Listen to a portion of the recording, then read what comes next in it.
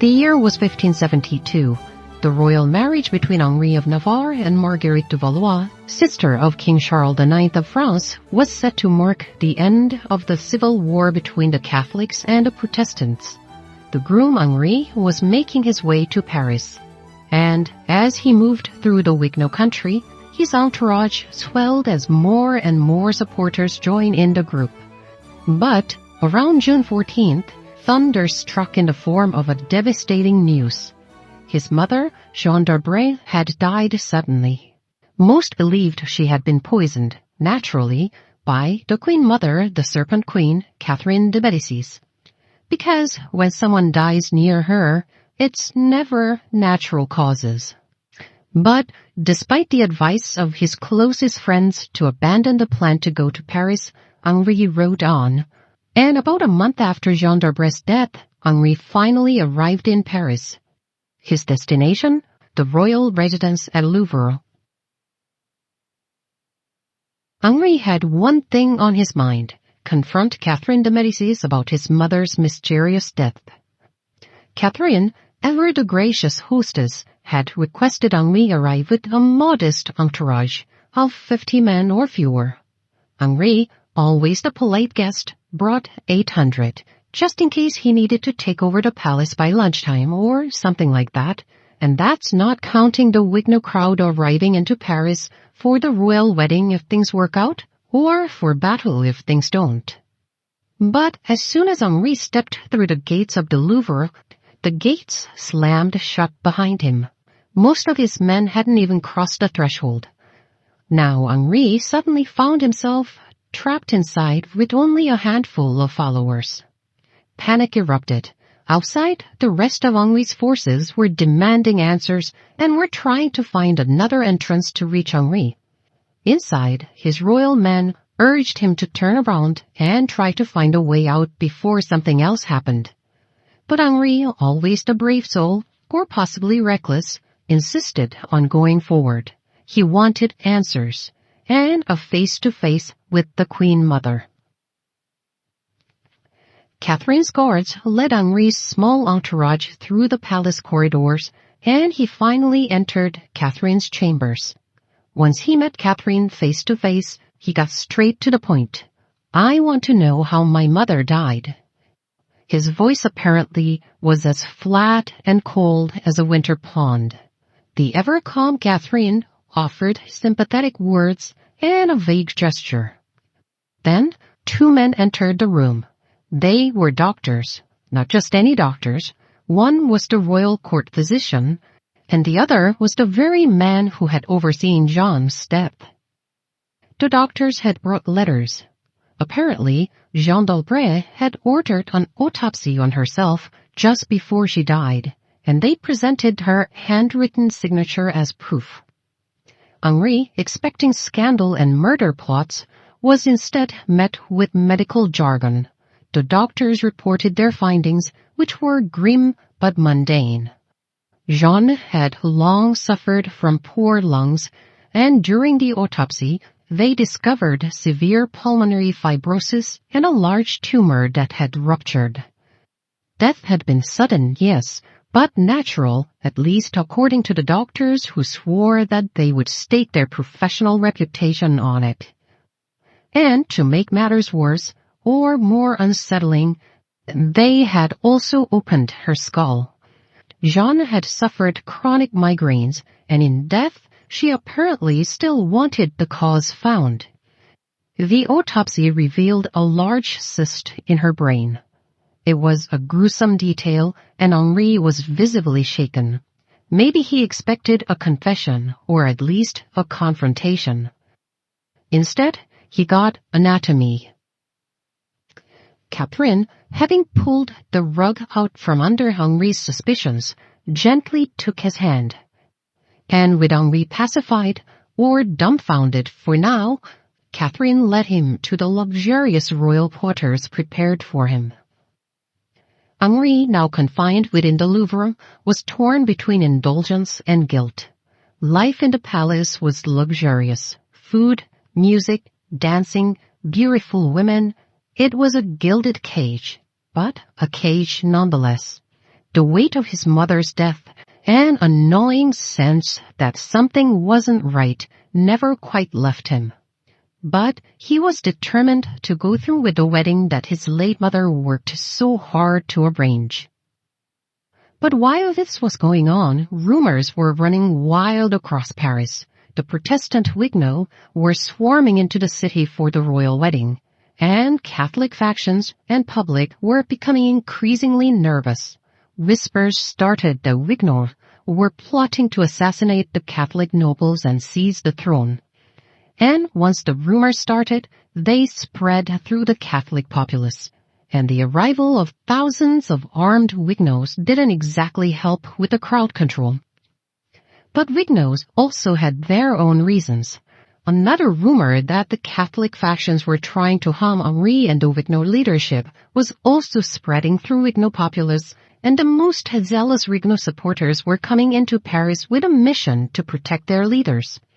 The atmosphere in Paris was like a powder keg.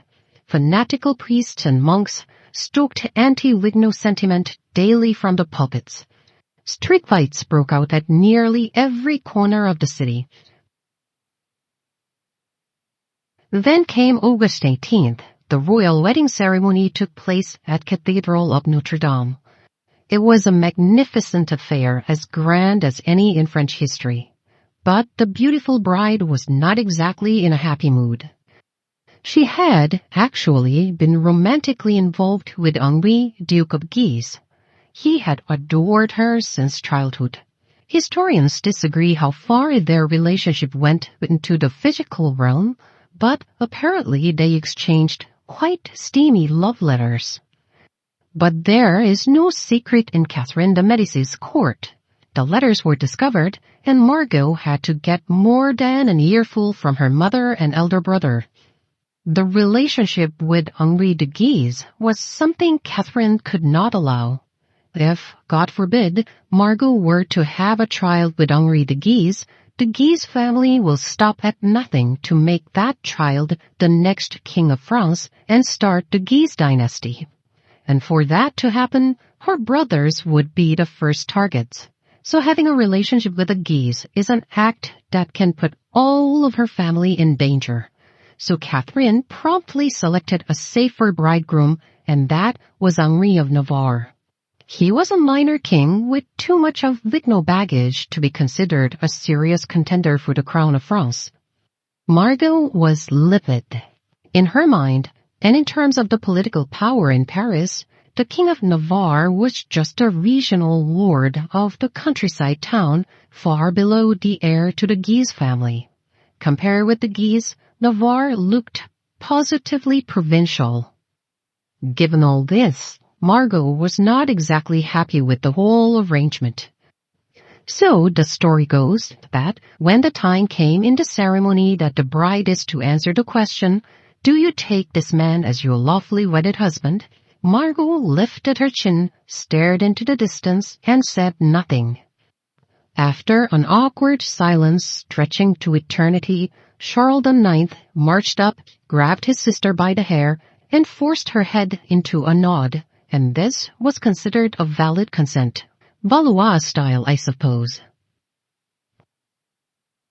But whatever Margot thought of the marriage privately, the celebration needed to go on. When a French royal gets married, the party doesn't just end after the vows. It goes on for a week. Every day brought a new feast, dances, and ceremonies. Marguerite de Valois, Margot, was dazzling, the star of every event. Catherine, her sons, and the court spared no expense in hosting their Protestant guests. Smiles, toasts, and knives behind their backs.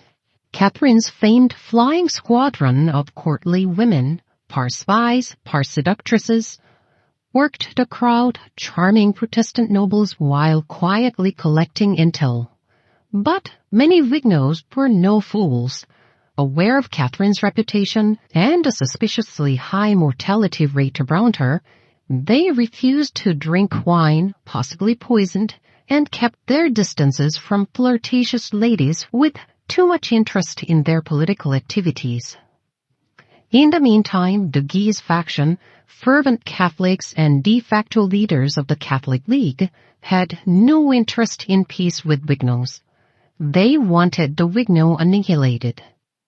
Henri, the current Duke of Guise, was the son of François de Guise, who had been assassinated years earlier, and he blamed the Huguenot leader, Admiral Coligny, for his father's death. And there's one more thing. Henri de Guise loved Margot, and she loved him back. But then, this Protestant from Navarre swooped in and married her right in front of him. To say that Henri de Guise was not amused would be the understatement of the century. So, in an act of pure revenge, Guise struck first. On August 22nd, 4 days after the wedding, an unexpected event happened. Admiral Gaspard de Coligny, a prominent Huguenot leader and close advisor of Henri, was shot at on the street. The shooter was a follower of the Duke of Guise, and the shot was fired from a house Guise owned. Coligny miraculously survived this attempt because he just happened to bend down to tie his shoelaces. He made it back to his lodging bleeding. Charles IX tried to pacify the Huguenots and even sent his own personal physician to Coligny to look after his wound.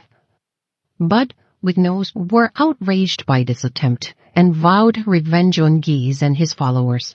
Henri and his followers were demanding justice from the king, saying that Guise must be punished for this or they will take matters into their own hands. But that turned out to be a wrong move. Guise and his Catholic followers were anticipating Huguenot counterattack any time, and they argued to Catherine and King Charles IX that the Huguenot threat needed to be dealt with, and their side won. Catherine could not take on the Guise herself, and she could not simply let Huguenots have their revenge either. So, in the morning of August 24th, the day of feast of St. Bartholomew, and 2 days after the initial attempt on Coligny's life, under orders from King Charles IX, royal troops and soldiers from the Catholic League launched a coordinated attack on the Huguenots. The first target was Admiral Coligny, who was recuperating from his wound from the earlier assassination attempt. The soldiers from the Catholic League barged into his bedroom and threw him out the window onto the street below, killing him. That was the spark in the powder keg that was Paris. The soldiers fanned out throughout the city, breaking into the lodgings of Protestant nobles and butchering them where they stood or slept. But it wasn't just soldiers. Ordinary Catholic citizens, whipped into a frenzy by weeks of rumor and religious paranoia, joined the slaughter. To identify themselves as Catholic, they tied white cloth to their arms and pinned crosses to their hats. They were told the Huguenots had planned to strike first and kill every Catholic in Paris. Huguenot homes were ransacked. Men, women, children, all slaughtered. Women were raped, then killed. Infants were thrown from the windows. Streets ran red. Although this event was named after a single day of feast, it was not a single day affair. The killing continued for weeks. In Paris alone, around 5,000 were murdered. Across the kingdom, the death toll may have reached 30,000. A national purge of Huguenots were occurring under the banner of faith. And in the middle of all this, Henri was still in Louvre with his new Catholic wife, Margot. How would Henri survive the violence, and what kind of marriage could possibly emerge from a massacre? We will follow their actions on this day of slaughter and the aftermath in our next video.